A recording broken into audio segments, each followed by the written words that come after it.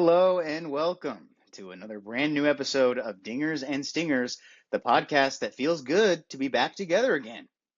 Whoa, last week's episodes, not that they weren't good, they were awesome. Well done to you both.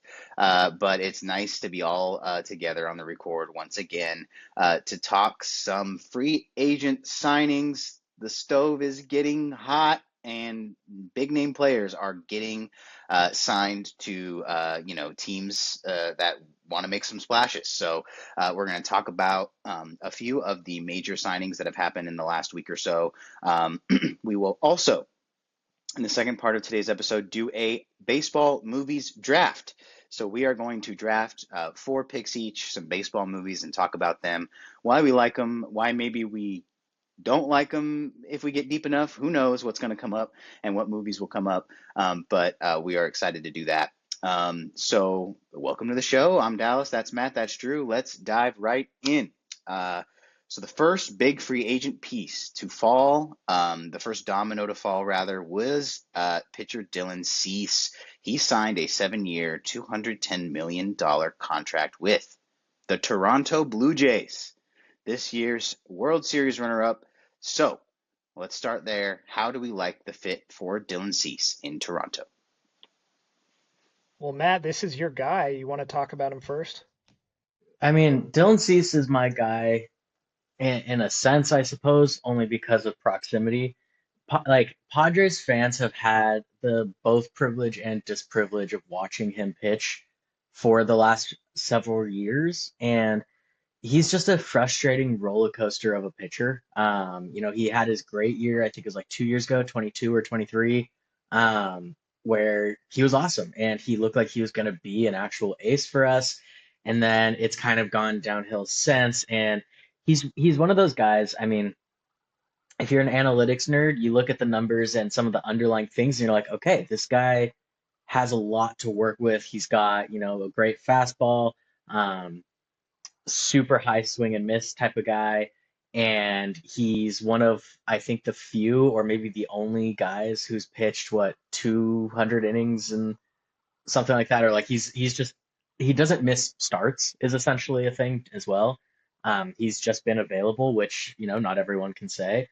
Um, but if you paid attention to like Padres baseball this year and you watched games where he was pitching, it's this weird thing where he would go 2 or 3 innings and he'd look really good.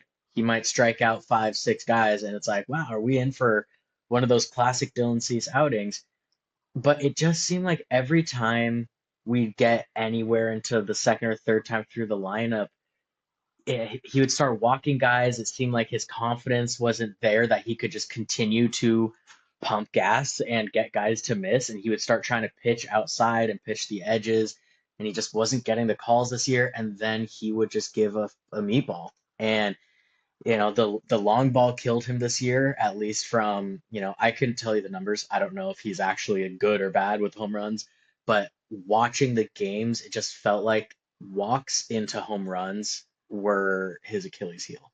Um, all that to be said, a talented dude. He's young, and should he even remotely come close to his old, self, uh, they've got an ace level pitcher who, to this point in his career, doesn't miss starts and gets guys to swing and miss, right? And if you think about what did they need this whole season? It kind of felt like everyone was saying they need more pitching, they need pitching, and like they're adding pitching, right? Like they're really going for it. There's like a fly in here.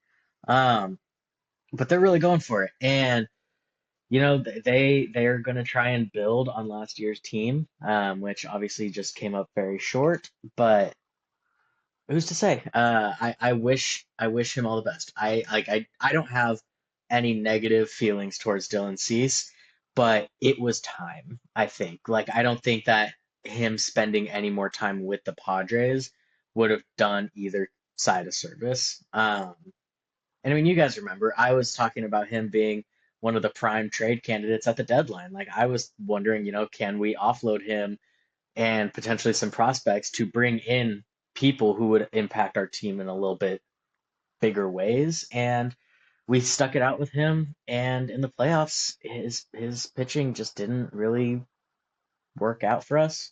But yeah, so wish him all the best, and we'll see how Toronto does this year. But the contract has a chance to be a great value, is what I'll say. It has the chance to be a great contract. Not saying it's going to be, but it's got the potential in my books. Yeah, I mean, what to answer what Dallas said, how do I like the fit in the Blue Jays rotation?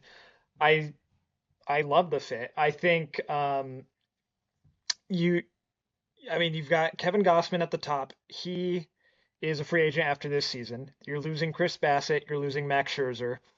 You're getting younger, you're getting more strikeout heavy, and you got Trey Savage who just came up and showed out. Like this could end up being one of the premier rotations in baseball if things break their way. So I love the fit there. Um, I mean, Matt's right. It's been kind of an up and down uh, kind of tenure for Dylan Cease in the Padres, and even when he was on the White Sox, he kind of he was really really good in 2022. He got second place in Cy Young in the American League. He was just okay in 2023, and then 2024, first year with the Padres, he got fourth place Cy Young in the National League. Was really good. And then obviously this last year, kind of up and down, not the best final numbers. But Matt is also right that if you look under the hood, he's got those things that um, teams like to see. He's got that elite fastball velocity. He's got the swing and miss stuff that he gets. He gets a lot of whiffs. He gets a lot of strikeouts. I believe he led the National League in strikeouts per nine this year, despite not having that great of a season. So like, there's a lot to like. He's only going to be 30 years old. It's kind of how it works with pitchers nowadays, or free agents in general. Like the team that ends up signing guy signs him for 2 years more than he should get, and for $60 million more than what he should get overall.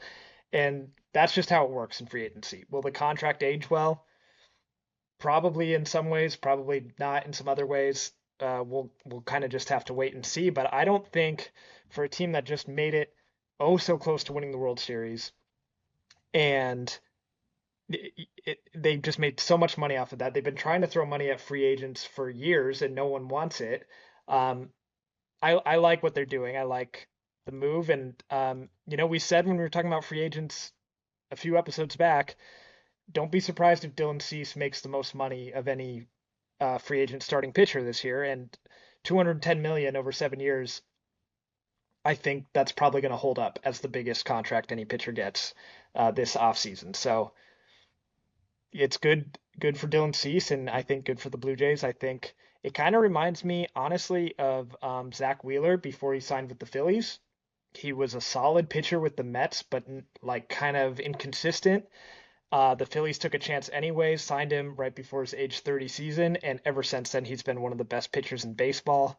And Dylan Cease has, like, to this point in his career, has been better than what Zach Wheeler was when he signed with the Phillies. So I could see it being something similar to that, where when it's all said and done, Dylan Cease has been one of the most dominant pitchers in the American League.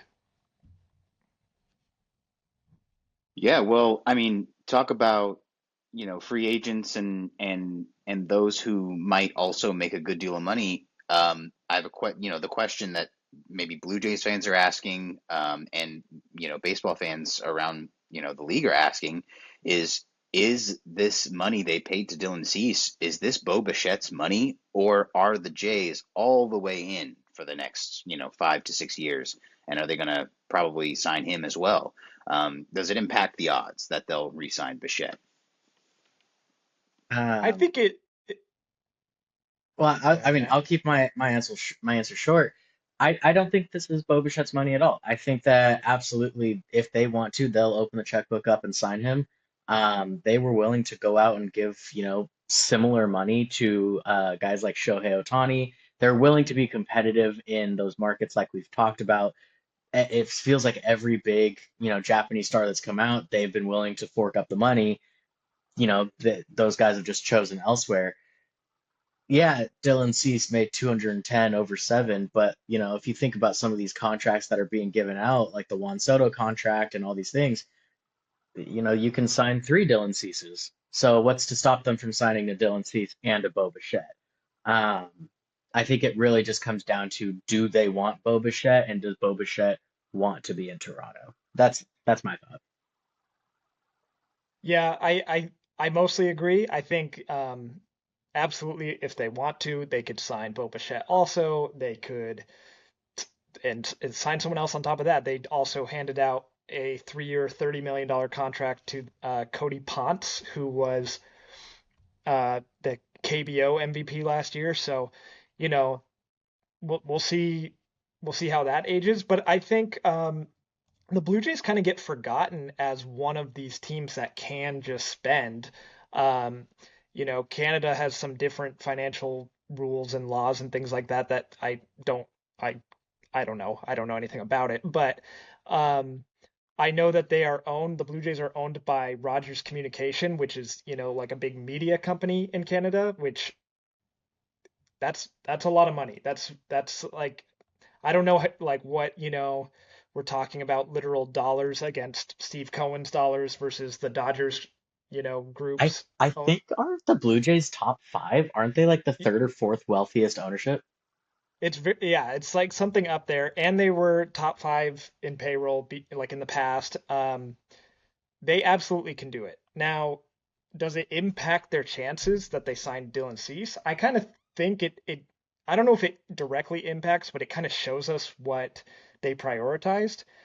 Because I would imagine that Dylan Cease, being a starting pitcher, had more teams interested in him than Boba Shett would have had. And it's a bigger contract than I imagine Boba Shett will get, although it could be somewhere in the ballpark. Um,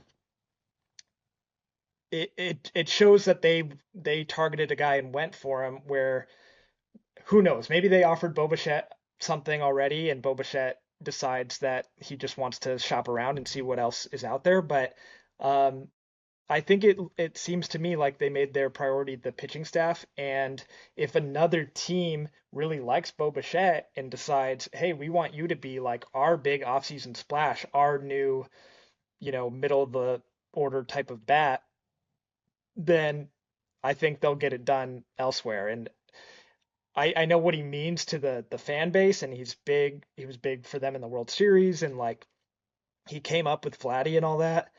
Um, but I think it's, there are some things not to like about him as a player as well. His defense, his lack of power over the years, and I think the Blue Jays could just be like, well, you know what? Thanks for the memories, and take that money from Atlanta or, whoever. I don't know who it's going to be, but we'll see. All right, and quickly before we end the discussion on this signing, where do we rank the Blue Jays rotation now in the American League with the addition of Cease? I mean, these are some high profile names that are on this rotation now. So where would you say they stack up in the AL? In the American League, I mean, immediately the teams that come to mind rotation wise are the Mariners, the Texas Rangers, and then I guess you would have to say, if it was fully healthy, the New York Yankees, I think, are kind of like the ones I think of. And the Blue Jays stack up right there with them in terms of the high end potential. I do think you cannot pencil them in to being a top one rotation or a top two rotation in the American League because there is a lot of volatility there. Kevin Gossman has been solid, but he's kind of been like, last year wasn't his best year. Dylan Cease, we've already talked about. Trey Savage is only coming into his second season. There's a lot to learn still, a lot of growth to be had. Shane Bieber, he once won a Cy Young, but he's not that same pitcher anymore. And then, whoever they have going fifth, if it's Barrios or whoever, like it can be. We've seen all these guys be great. It's just I wouldn't be as confident in them being dominant as I would be in like the Mariners kind of bouncing back or the Rangers having another year like they just had. Um, that being said, if I'm a Blue Jays fan, like hell yeah, give me this rotation. I have a lot of hope going into this year.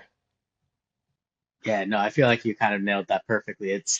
There's absolutely every reason to be excited, and yet for the most part, it's hard to say unproven, but it's a lot of guys who haven't been peak in a minute, but aren't old yet.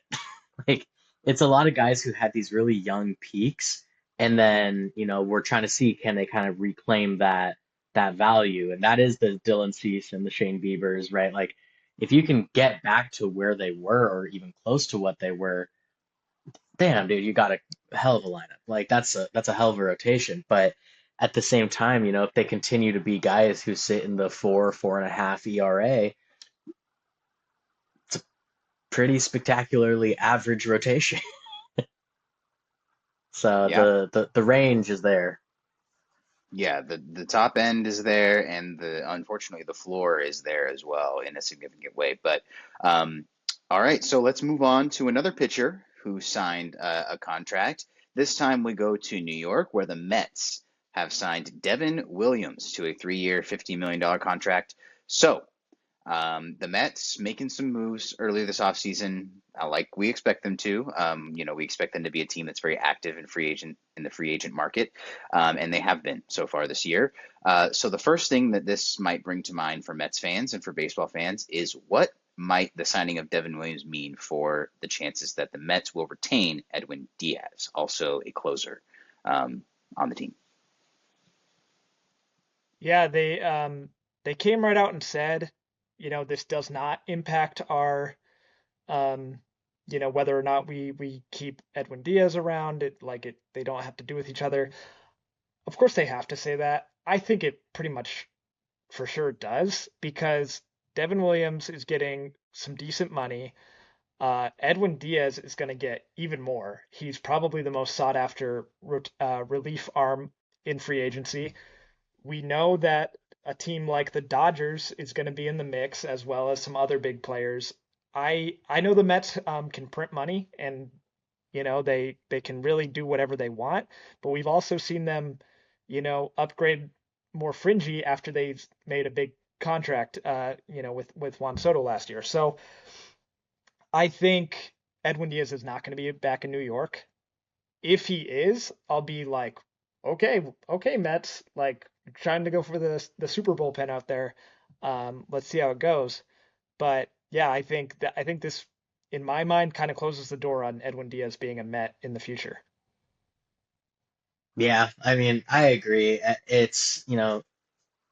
He got pretty much closer money, and teams can absolutely have multiple. I mean, you're coming from a Padres fan perspective, you can have a lot of dudes who deserve to be closers in your bullpen. Um, but I just feel like it would be shocking to see a team go out and spend that much money just on closers and bullpen, especially when it felt like it. I don't know. I feel like this offseason really proved even the super bullpen can't save you. Like you need starting pitchers to go out and play in the playoffs, and the best bullpen in the world can only get you maybe steal a game here or there. Um, so I don't know. I would be shocked, I think, to see Edwin Diaz back, especially knowing yes, the Mets can print money, but in the grand scheme of things, with all these teams owned by multi-billionaires, these contracts can all be printed by all of these teams that want to spend. Like it is one of those things. Like no one's going to be touching close to $1 billion, so the bidding war is kind of irrelevant because they can all afford it. Any team that wants to. Yeah, no question. But yeah, I think, Edwin Diaz, it would be a lot of pressure on both of those guys to have them both signed to big contracts on the same team, because, one is setting up the other. In this case, it would probably be Williams setting up Diaz for the most part. And, we've seen that work out before. We've seen it not work out before. So it's all up to the Mets and how they want to tackle this season. But let's talk about Devin Williams for a second. do we think he can reclaim his peak form with the Mets? He kind of took a dip on the Yankees last year. He was not his Brewers, self that we saw. And so, do we think that he can get back to form with the Mets, or have we seen the best of him yet? I have no doubt that we'll see dominant Devin Williams again. His numbers took a massive dip this year when he joined the Yankees compared to his career norms, but the like kind of like we talked about with Dylan Cease, but to even a bigger extent, the underlying numbers are still there very much. It was not just like a totally different Devin Williams than we're used to seeing.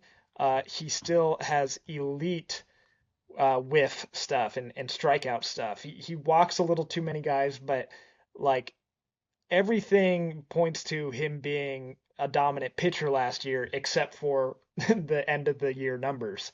Um, and we've seen volatility with relievers. We've also seen relievers kind of get a whole season screwed by a few bad outings. And that can happen because they just don't throw that many innings overall. But yeah, I think teams see Devin Williams as a dominant closer, and I think he got paid to be the dominant closer here in New York. Yeah, I agree. I mean, at the end of the day, like I think that Yankees current situation is a hard place to be for a pitcher. And yes, he's a high strikeout guy, so defense and stuff might not matter as much. The short porch might not matter as much. But at the end of the day, you're playing in a extremely friendly, hitter-friendly park, and you had what for a good chunk of the season looked like maybe like the worst defense in baseball. I mean, at least in that infield with Anthony Volpe and stuff for a time, like it was a bad situation. And that's not to, just excuse what happened for Devin Williams, but it's also just like, it's hard for anyone to succeed in situations like that. I think it's very rare for pitchers to come in and play. I mean, imagine going to, play for the Rockies and it turns out you're way better at home. Like it's just, yeah, it's not really going to happen. Um, that's how I feel about Devin Williams. Like I think he's still going to be elite. I don't know if he'll be what he was on the Brewers because I feel like the Brewers just know how to sprinkle their magic on people. Um, but I think he could be really, really, really good. So All right. Before we end the discussion on the Mets, if there's been a main character for the offseason so far, they've been as close to it as anybody, I think, and because of a lot of different factors. There's a lot of different rumors coming out of their team this offseason. They have some big name pending free agents, one we've already talked about, and so let's talk about the Mets offseason so far. What do we make of the things the Mets have done, and maybe the things they haven't done yet, but may do? Yeah, they swung that big trade. That was, yeah, I talked about it in last week's episode. It was pretty shocking, I think, and so not that it was a bad move necessarily, but it was a big swing, a big shift in their clubhouse. And in that trade, when they sent out Brandon Nimmo and they got back Marcus Semien, well, Marcus Semien is a second baseman and figures to be the second baseman for the Mets, and I could see this being Jeff McNeil on the way out the door, especially after we've been getting news that him and Francisco Lindor have had some clubhouse issues. There was also reports of Lindor and Juan Soto not really seeing eye to eye, but it kind of sounds like maybe that's more of a just personality thing. I don't really know what to make of that, but I will say, like, McNeil is expendable anyways, and if it's a fight between Jeff McNeil and Francisco Lindor, I know which side I would take when it comes to being on a baseball team. Yeah, so yeah. uh, so I don't know. Like we'll see the Mets. I expect a lot more from them still because they always are busy. They have money. They have more trades to make. They don't have starting pitching um, besides like these three like rookies coming up. So they definitely need to sign at least one starting pitcher. they figure to remain in the news cycle, I would imagine. They need outfield help now because they traded away Nimmo. Like they have a lot to do, and it seems like part of what they're trying to do is change the clubhouse culture. And if that means certain long-term guys like Brandon Nimmo, Jeff McNeil, Edwin Diaz are no longer in the clubhouse, then that's what that means. And we'll see how it works with a new crew. But I think Juan Soto and Francisco Lindor, no matter what, have got to be a part of that. Yeah, I mean, I agree. It feels like the obvious choice if you're just thinking about it in a vacuum. Lindor is the far superior player in pretty much every conceivable way. And at the same time, I mean, if you're talking about two pillars of what the Mets want to be, it's Juan Soto and Francisco Lindor. Is the reports that they don't really have a good relationship, do they mean anything? They don't have to. I mean, not everybody's best friends with the people they work with, right? Like you don't have to be best friends with your coworkers. And at the end of the day, if they are supposed to be seen as, these leaders potentially, we've talked about this, I remember early on in our podcast, but the difference between what it means to be a leader versus the superstar. And I feel like Juan Soto's kind of got that I'm a superstar, not necessarily a leader quality to him. Um, but if that's the role that they're trying to force, you do have to wonder, like, what does it do to a locker room and a clubhouse and, to a team when your two guys don't get along? I mean, how would we feel if we were watching, for the Padres, Tatis and Manny Machado constantly, potentially bickering, and that you get into the drama of the offseason of like, oh, they unfollowed each other on Instagram and like all that dumb stuff, which is what just happened. I mean, Juan Soto doesn't follow Francisco Lindor. There's just all those little things where I just wonder, like, does that kind of chip away and eat at the culture and like the vibes? Um, and I mean, we saw like Juan Soto for a while didn't even look like he was having that much fun playing for the Mets, and they went and played the Yankees, and he was all smiles and dapping everybody up, and that stirred up all that drama. Like it makes me question, and maybe I don't know if this is even an answer, but it makes me question, like, does that have an impact on the field, right? Like when your two big guys don't necessarily care for each other. I don't know. At the end of the day, you're professionals. You should come out and play good baseball, and that's all that should matter. But you still have to wonder. Yeah, I mean, I would like to know, and we will never know, but I'd like to know if like, is this a situation where Juan Soto and Francisco Lindor actively don't like each other, or is it a situation where they're just not really that close? And like Lindor is very outgoing and he's Mr. Smiles and he's energy and all that, and Juan Soto is a little more businesslike and he just goes to work. I don't know. I will never rule anything out ever again because the Red Sox traded away their best player who was on a massive contract.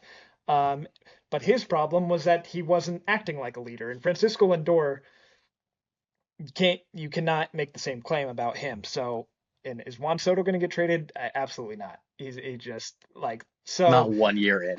I think I don't think there's much of a chance that either one gets moved this offseason. If it's another season like we just saw from the Mets where it's toxic and they lose and they fall apart and everything goes wrong, that's when the questions start getting bigger. It's like, okay, well, we're paying both of these guys, and if it's not working, that's something to think about. But this was Juan Soto's first year on the team. They were really good for a chunk of the season, and a big reason why they stopped winning was their pitching. It wasn't these two guys' fault. So like, I think you owe it to the team and to the fans to like, okay, is this a problem or is this like something that we can just work through? Because that would be it would send shockwaves if either one was moved. Absolutely would. Absolutely would. I mean, I'd be shocked, no question. And so, but the Mets are going to do what they're going to do. If we've learned anything, so we'll keep our eye on the New York Mets. for sure. Shout out to some other, free agent signings that have taken place in the last week or so. Ryan Helsley's over to the Orioles. They're trying to do something over there, that's for certain. And I can't think of any other ones, so don't bother trying. Um, so maybe we'll talk about Alec Manoah Guys, we know sports. a Like little later on. we know sports. Um, we all know what happened, so maybe we don't need to talk about everything. But we want to get to a fun thing that we want to do this week, which, we want to take advantage of the off season for baseball and have some fun on this show. So we are going to do a draft of baseball movies with the rest of our time today. So here's how it's going to work.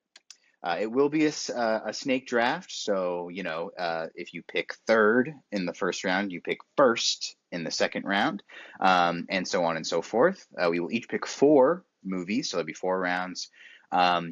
And these are baseball movies. So the pool is pretty deep, but we are open to litigating some edge cases if you'd like to bring them up. So without mentioning any names, there are some movies that could be on the edge of being a baseball movie or not.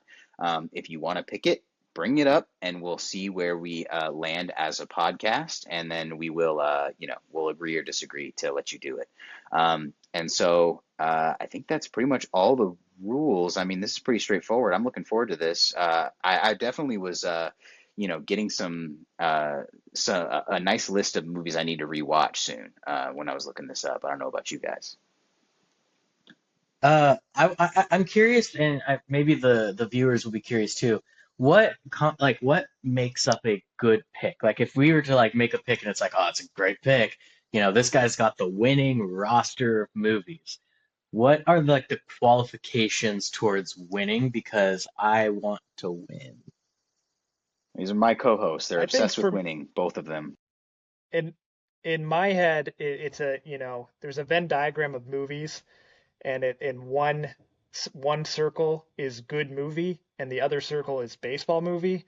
There's like there's a thin little overlap there, What's thin? and if you pick in that overlap, then that's a good pick. And then in the later rounds, it's just about what gets you going. What do you like? Ooh, Yes. what gets me going? All right. And the fans can decide. This is one where we want to hear from you in the comments. What did we leave on the board when we're all said and done? We want to hear your takes on some of the movies we picked. We want to know who won. Things like that. We'd love to hear from you. But I mean, we're getting ahead of ourselves. We haven't even started yet. So here's what we're going to do to decide the order of the draft. I am going to pick a number between 1 and 10. I'll have you two guess a number, and the closest one to the number gets to pick the draft order. So that's how it's going to work. So I will pick a number. I have selected my number. And now the two of you, Matt, give me a number first between 1 and 10. Ooh, 4. Drew, your number? 5. The I'm going number, 5. the number, Son of the a. number, the number was exactly 4. So congratulations to Matt. You guessed the exact right number. So nice work. You took away my joke, which is that I was going to say that I got the number right because I was closest. But now I can't do the joke because you also got it exactly right. So what My will the condolences. order of the draft be? 1, 2, 3, and again, it is a snake draft. So the third pick is picking back to back in the first 2 rounds there. So keep that in mind. Um, I think I think here's what's gonna happen. It's already tradition in our fantasy league that Dallas really loves having the first overall pick. And in a draft where I think Drew might be at a bit of an advantage. He's got a lot of that baseball knowledge and a bit of a movie guy himself. I'm gonna go ahead and have him pick second because I don't want him getting back to backs. That seems like he could really start stealing a lot of good picks. So I'm thinking Dallas 1, Drew 2. I'll take the third pick. Yeah, let's get this thing rolling. All right, I will keep track of our picks as well as the order. So I've got the order here noted, and I'll keep track of our picks round to round. And without further ado, let's do this thing. I have the first pick in the baseball movies draft. And look, to me, there are two 1-1s. I think one is for people who really like the sport and really enjoy a good movie as well. But and the other is the one I'm going to choose, which is I think it's a really good movie. I think a lot of people think it's a really good movie. But I think that it's one where, like, look, from my experience, I've dated some people who don't love sports. I've been able to use this movie to sort of backdoor sports movies into the rotation here. It's a little bit of a romance. It's a little, it's kind of flirty, kind of sexy. I'm talking about Kevin Costner. This could be several at this point. He'll come up a lot. Um, I'm talking about Susan Sarandon. I'm talking about minor league baseball. I'm talking about Bull Durham. That is my pick for the first overall pick. So that is one that I watched for the first time, like only if like maybe well, I guess it was a while ago. But like I watched it for the first time and I was like, how have I never seen this? I guess I understood kind of because it's a little inappropriate for kids, but not one of those. But it's got so much classic stuff in it about breaking a slump. You've got all that superstition stuff in there, and it's just a nice story. But yeah, it's a good way to backdoor sports movie into the rotation if you're trying to do that. So I like Bull Durham #1. That's a good pick. And to be honest with you, in my head, I was like, I don't know if Dallas or Matt have ever seen that one. So I was going to maybe try to sneak it into a later round. But it wouldn't have been my first pick anyways, because I was similar to you. I had two in mind that could be 1-1, and I think they might be two different ones than you. I'm not sure based on Could your be. description, but one that I'm not going to choose is one that everyone our age, or give or take 10 years, definitely is one that we all love, but maybe not the greatest movie of all time. But I'm gonna choose the other one. I'm also going to the Kevin Costner well. I'm picking the father son movie, the uh, ghosts in baseball movie, the movie where they're gonna go play at that field again next year. I'm gonna pick Field of Dreams. I absolutely love that one. Field of Yeah, Dreams, very good. yeah. Very good pick. Drew and I saw that together last year, I think. Was it? Last Yeah, year it we was in went. the Yeah, it was at the movie theater. We saw it got released. It was some anniversary maybe or something. It got released into the movie theater, so we went and saw it together. It was awesome. James Earl Jones, great in that. Um, Matt, have you seen Field of Dreams?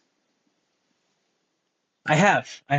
Not as nostalgically as most people. That is a pretty like recent watch. If I'm being honest, that was not like a movie I watched with my dad, but yeah, a good one nonetheless. Yeah, absolutely. I think uh, well, I'm not sure how this relates or if it does, but I know that I once heard that Brooks Wheelan, a guy who was on SNL for only like one season, I heard him say that once Famously a part of a spider league. yeah, yeah, famously, he once pitched an SNL sketch where the people that came out of the field were Nazis, like dead Nazis, and it was like, well, they never said who would show up, and they're just like, we want to play baseball, like, and it's like, yeah, that'd be hilarious. But in the movie, not Nazis, just well, good baseball players, whether or not they were good people, who's to say? But, I think it's a great movie with a great, great little feeling there. Definitely a good one to watch with dad. No, no question. Um, all right. So let's go to Matt's first round pick and your second round pick. Yeah, I'm not gonna put these in an order because I don't want people to get mad at me if I pick the wrong one first. What I'm gonna do is say both of my movies. I'm picking one that's about a real baseball story because it's a good movie. It's a drama. It's about reality. You love a little reality, whether it's, whether the truth has been tampered with, the core of the story remains. And then one that's just kind of a cult classic. I'm going back-to-back picks with Moneyball and Sandlot. Okay. These are two heavy hitters here. I think these were me and Drew's other ones, right? Yep. Okay. Yeah. Yeah. Yeah. Um, Yeah, yeah, this great. Moneyball was my other 1-1. Yeah, 100%. Yeah, Moneyball is I love that movie. I know like the diehard baseball fans get really annoyed with how many liberties they take with the truth or mostly how much stuff they leave out. But Um, who cares? but like watching the movie, it's a great movie to watch. Yeah, I love it. And then Sandlot, yeah, it was my other 1-1. I was thinking, if Matt happened to have the first pick, he might go Sandlot and I would be fine, but yeah, I mean, you don't get much better than the Sandlot. Yeah, it's that's the movie that I think genuinely you don't have to care about sports. Like that just brings you together. Yeah, I've been a realist since I was a kid, and I've understood, life as it is for a long time, I think. And watching The Sandlot, no better example than that, where I was like, yeah, I'm him. Like I'm small, so that's me. I'm that guy. I didn't have any sort of delusions about being, Benny the Jet Instantly related to myself. him. Yeah, I was like, no, that guy who, I'm that guy. So, that's always a good movie to rewatch for me, because I remember those days, the old days. I played outfield and got hurt on a, fly ball as well once, in Little League. So, it doesn't hurt to have a little bit of actual relatability in there. But all right. I mean, this podcast is basically Smalls, Squints, and Hamilton Porter over here. Yeah, Like this yeah. is what this is. Yeah, we'll have to maybe next year on Halloween we'll do a Halloween episode and we'll all dress up like the characters or something. But yeah, because that's a pretty good assessment. But let's go to round. So I put them in order, by the way. So when I give the order, I'm going to put those picks in an order. So you will be held accountable for putting one of them first. But let's go to round two. We are now on Drew's pick for round two. What's it going to be? This is where in my opinion, that was like the clear top tier for me, and now we get into like, a little more opinion based, like personal preference. Sure. I'm gonna go. I want a little more humor. I want a fun, feel good kind of story. I want some star power in my cast. I'm gonna go with Major League, which shout out to Charlie Sheen for being the best actor I've ever seen at accurately doing a pitching motion. When he Dude, plays didn't Wild didn't he Bill. actually pitch like 80 miles an hour? I don't know, but it's a good movie, and maybe hasn't aged 100% perfectly, but you know what? I still like watching it. Yeah, Major I had League. that pretty highly ranked for me. Have you seen Major League, Matt? But yeah, Talk about it a little bit. I haven't seen it, so I don't. I have nothing to say. I mean, I think it's fun. Like obviously, like Drew said, it's not necessarily aged perfectly, and there's always been scandal around Charlie Sheen and anything he's done. You know, he apparently took steroids so that way he could actually like do the movie and continue pitching fast. But what Drew said is absolutely true. There are baseball players who talk about the fact that Charlie Sheen is actually like a really good pitcher, like in terms of his mechanics and everything. I was just looking it up. His real life pitching speed for the movie peaked around 85 miles per hour. That's harder than So I can throw. Yeah. so he was Yeah, actually not kind of bad. pitching gas to this whoever's acting like a catcher back there.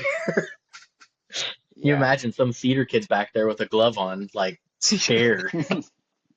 Yeah, man, that hurts. That will get you after, however many takes they had to do. Hopefully they spared them, Yeah. but I'm sure they had to do multiple takes here and there. I like the baseball on the poster. I like that with the mohawk and the glasses. I think I would have that as It like a also yeah, Bob Uecker is he plays a fictional broadcaster in it, and it's the nice. funniest. Every little interlude that he has, it's the funniest part. So shout out Bob Uecker. Shout out to that. Shout out to him. Okay, so let's go to my second round pick and my third round pick. I'll go back to back here. I'm glad to get both of these because I did kind of really want them. But my second round pick is going to be one that is also funny, also some star power in this one. Tom Hanks is in this movie. Gina Davis is in this movie. Madonna herself is in this movie. I'm taking A League of Their Own. Um, I think this was one of the Yeah, that ones was that that was my next pick. this is one of the ones that I maybe on my list. Uh, I guess other than The Sandlot, the one I've seen maybe the most out of any of these ones that I might pick, because I just love to rewatch it. It's very funny. Rosie O'Donnell's good in it as well. Her dynamic with Madonna is really fun, and then the ending is really really nice, really emotional. It's a great ending to watch. I heard it talked about on another podcast I was listening to today, but. The ending, it goes on for longer than you remember, but it is worth it, to just watch them all go through the museum and see that. Also, fun personal anecdote. One time a couple years ago, I went to an Angels game with my parents, and one of the only like living women who played in that league. I don't think she was a Rockford Peach, but she played in that league throughout the first pitch of that game. And we saw her as we were going to our seats being like taken down to the field, and we were just like, whoa, who's that old lady? And then they announced her, and we were like, oh my gosh, she's a legend. So that was cool to see in person too. But League of Their Own, I'm taking. What do we think about that movie? We like that movie. We don't like it. That was going to be my next pick. That like for me, that's a childhood movie. That's something that I watched with my parents. Like that was a very popular movie in our household. A little bit sad, didn't make it to me, but to be expected. Yeah, it's a great one. I mean, there's no crying in baseball is something I heard at every practice. Not me specifically. I wasn't crying that much, but Oh yeah, yeah, yeah. Tough guy. some kid. Yeah, some kids heard it a lot. We don't need to say if anyone on this podcast did or not. Maybe some of us did, but yeah, it's a great one. So watch it if you haven't seen it. It's a great laugh. My next pick is uh, look, talk about another stars. Harrison Ford is in this movie. Um, the late great Chadwick Boseman is in this movie. I'm going to take 42, the biopic for Jackie Robinson. Um, I think maybe people have quibbled with the history on this one too, but I think it is a really, I think it's an entertaining movie. I think it's an interesting subject matter. Obviously, Jackie Robinson, one of the most interesting stories in sports, I think, and just one of the, most inspirational figures in sports. And so when I saw the movie, I was really, really moved by it. So it always stuck with me. I haven't seen it again since I saw it the first time, but I think it holds up still, and I would still pick it. But yeah, 42 is my next pick. I like that movie a lot. Yeah, and you just sniped Matt. You also just sniped me. That would have been my next pick. Um, I mean, bonus points for being the breakout role of Chadwick Boseman, who became a superstar. But um, fun little anecdote for me is I was in high school when that movie came out, and I played on the baseball team. And our coach, uh, one random day, we didn't have practice. Instead, we all went to the movies and saw 42 as a team, which was like the only Awesome. time we ever did anything like that. But it was is a good movie, and I think it holds up. I haven't seen it in a few years, but I always like it when I watch it. Yeah, yeah, I think it's awesome. So all right, third round, we're in it now. That was my pick. Drew, your third round pick, if you would please. Yeah, and I didn't like do any research for this. It was just all based on my own memories. So like I'm wondering, it's possible there's like some banger out there that I'm missing, but I think overall we've taken all the best quality movies, like in terms of like I disagree. Hollywood put some money behind this in a very real way. Yeah, so maybe I'm wrong. But I'm gonna choose one. This one is gonna be a childhood favorite that I also watched well, semi-recently in the last couple years, and it was No, like, no, don't pick oh it. wow, this one holds up, and in a fun uh, Disney type of way, because it is a Disney movie, and this is based on a true story as well. I'm gonna choose The Rookie, starring Dennis Quaid as Jim Morris. Very I can't fun. lie, I thought you were gonna go a little bit sillier with that. Well, I have another silly one on my list. We'll see if it gets back to me. But yeah, The Rookie is is a good watch if you haven't seen it. It's about this guy who was um, in his 30s, and he was a high school teacher and baseball coach in Texas. And all of a sudden, um, his arm stopped hurting. Like, he was a baseball player when he was young. His arm stopped hurting and he could throw hard again. And he got picked up and ended up making it to the major leagues as like a 37 or 38-year-old or something. So it's a really cool story and it's a fun movie. I recommend to watch if you have Disney Plus. It's probably on there. Yes, I think it is. And yeah, would recommend to. Super good watch. And I'm glad to hear it holds up. I haven't seen it since I was, very pretty young, but I'm glad to hear it holds up. I might just have to. This was one of those where I was like, oh, that's gonna go on the rewatch soon list. It's that time of year where you're cozying up watching movies, and that's gonna be one that gets played for sure. Um, Alrighty. So, Drew, your third round pick was The Rookie, and Matt, your third round pick and your fourth round pick. This is it for me, right? Yes, these are your last two picks. That's that's that's crazy. I listed 13 movies that I would be willing to pick from, and Uh-huh. I still have one, two, three, four, five, six, seven left. Nice. Hey, you made a So good I'm a little bit list. torn on what well, I guess that's up for debate. Apparently, potentially not. But okay, okay. So I've got one family-friendly comedy. I've got one reality kind of drama one. I'll go a little bit different with this one. I'll dip into the animated space. I'm gonna say Chicken Little. Chicken Little That's a is good, yeah, 100% about baseball, and if you that's good. disagree, It's on my list as something I was gonna shout out. I wasn't gonna pick it, but yeah, it's definitely I, a I baseball I will let you pick adjacent it for movie. sure. Yes, that counts. We're gonna say that counts. because here's the thing, I really do want to like have a diverse pickings here. I don't want to get too heavy on one scheme. So again, I've got family-friendly comedy, I've got the reality thing, I've got an animated movie now. So here's where I'm at. Do I go full-fledged comedy? Do I go for just like a classic? Do I really push the limits of what baseball movie means?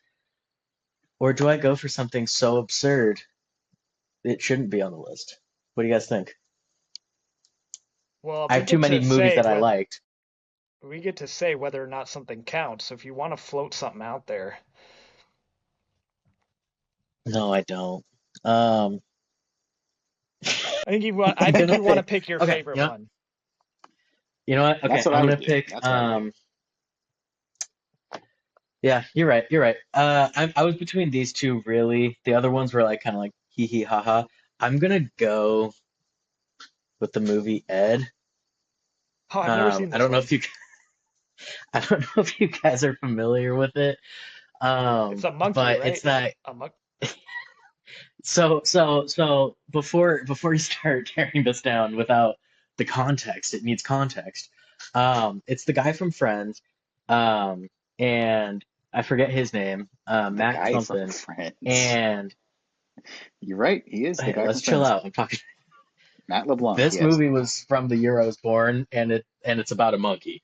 So, uh, yeah, Matt LeBlanc, and basically he's on this team, and the mascot is like a monkey, but then it ends up becoming like the superstar third baseman, um, as I imagine the dexterity of a monkey would allow for.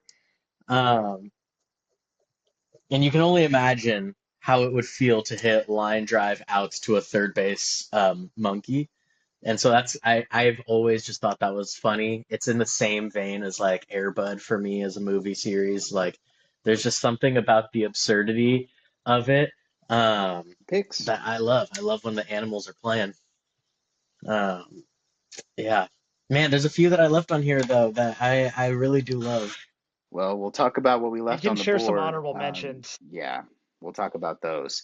But with your fourth pick and last pick, you took Ed, and that is your last pick of the baseball movies draft. Drew, your final pick of the baseball movies draft. Okay, I'm gonna kind of go through a little bit of my thought process here. So there's, like Matt, I have a list of movies to choose from at this point. And there are some that are obviously baseball, so I don't need to talk about those. There's some that you might think Drew would pick, but there's a decent amount I haven't seen. Like, I've never seen Bad News Bears. I know a lot of people think that's a great baseball movie. I've never seen The Natural. That's Robert Redford. I'm sure that's a great movie. Um, there's a million great baseball documentaries, including many about the 2004 Red Sox. I'm not counting those because they're not really movies. So I'm going to uh, I'm going to put my pick out there for your guys' judgment, okay? Because I think it's probably a little less than Chicken Little, but I'm going to throw out the original the original Naked Gun where where it ends I the knew last scene. I knew this was going to come up. I knew it was going to come up he today. he has to in order to save the queen from Reggie Jackson. He has to be the umpire, and it's a great time. Now it is a fairly extended scene of the movie, but it is only It is. one scene, so I would understand if it does not count as a true baseball movie. I am going to allow the Naked Gun, yes, because I thought about it pre this podcast because I knew it would come up, and so I had a feeling anyway, and so I will allow the Naked Gun. That scene is awesome. They have like all the broadcasters lined up in it. That's always funny to me. They're all doing the game at the same time. That's hilarious to me. I love that, and it was filmed at Dodger Stadium, but they say that they're playing the Angels, right? It's a Mariners Angels game taking place at Dodger Stadium, and the Yeah, Queen of England is in town and decides to attend. yeah. It's a great scene. And so on the strength of the scene, yes, we are going to allow the Naked Gun. So that is the fourth round pick for Drew, the Naked Gun. Okay, my last pick and the last pick of the draft. How fitting for what this movie is, and what it is titled even. Yep, I I know don't have to exactly what it tell is. I don't have to tell either of you guys I don't have to tell either of you guys that I go to bat for David Spade. And today I am going to bat for David Spade because I am picking Benchwarmers. The Benchwarmers, that was one that was a sleepover classic. It went platinum in my Phenomenal. middle school. Like there was no movie that, there were so few movies that we liked to watch more when we were all together than the Benchwarmers. And it still makes me laugh. Like I said, I'm a David Spade guy. I'll stand on that. And the movie is just really funny and really stupid, and that's the kind of movie I like. So that's the kind of movie I'm taking to round out my picks here. I like Benchwarmers. Back to back, back to back Reggie Jackson projects making it Yes, into the yes, into the draft. yes. The running thread of Reggie Jackson in the final round. But yeah, so that's the draft. And so, real quick to recap the draft, I picked first, and I had Bull Durham, A League of Their Own, 42, and Benchwarmers, three tonally identical movies, four tonally identical movies. Drew went second, and he had Field of Dreams, Major League, The Rookie, and The Naked Gun. And Matt went third, and he had Moneyball, Sandlot, Chicken Little, and Ed. So that is where we landed here. Let us know in the comments who you think won. We left a lot of good stuff on the table. I mean, there were a lot of movies left on the table here. What did you guys have on your list that didn't get picked? Drew, you talked about a couple, but Matt, what are some that you had that didn't go? Okay, so in terms of like categories, I had one that is like legitimately just a baseball movie, Angels in the Outfield. That was kind of floating out there for me. Um, a couple stretches. These would have probably all three been potentially like gotta pass it by you, Dallas. Um, I had Twilight, purely Yep. based off of again a singular scene. It was on my Uh, list too. Yes, but let it be Twilight. known, like a very famous baseball scene. I had Airbud's seventh inning fetch. That was down there on my list. And then lastly, I had Meet the Robinsons with Drew himself starring. Mm, Yeah, Meet the yeah. Robinsons. Meet the Robinsons is one of my favorites, and I didn't even think about Um, it. So that's so bad of me to do that. I love that movie. Yeah, I those are the four I had left on my list that are unpicked. I will say if Naked Gun was not allowed, if it was not deemed baseball enough, then my pick would have been Air Bud Seventh Inning Fetch. That I watched that DVD probably more than any other DVD I had from ages 5 to 10 or so. Like I watched that all the time. I still try to get my wife to watch it with me, like on random days, because it's on Disney Plus, and I'm like, "Hey, Airbud," and she's like, "Nah, I don't want to watch that." I'm like, "Okay." Hey, fine. And that's why we have Uh, this podcast. Yeah. um, Tune in next week when we are our watch along for Airbud Seventh Inning Fetch. But uh, I Yeah, what's the runtime? yeah, the runtime for that. Um, uh, well, I forgot what I was going to say, so let's just end it. That's our show for this week. We had some fun. Uh, we had some fun picking those movies. We want to know your picks too, so let us know your picks and what you think of ours. Let us know what you guys think of some of these free agent signings. I'm sure there maybe will be more between the time we record this and by the time this comes out. Today, the day we're recording this was really busy. So hopefully the next few days will be as well. And before we leave, anything else to say, fellas? I just want to know who won. Legitimately, as long if the first person to comment a winner, I take that as law. And don't suggest that I should have taken Fever Pitch. It's not a good movie. No Don't you do respect it? for Fever Pitch. Anti-Fever Pitch show. I remember what I was going to say. Shout out to the Bash Brothers unauthorized autobiography or whatever Yeah. it's called. More of a visual album than a I movie, can't believe none of but us thought of that. I It's thought not a of it, movie. but It's not yeah, a not movie. really a But yeah. movie. That more a series of music videos, but we love, love, love that. So watch that if you can too.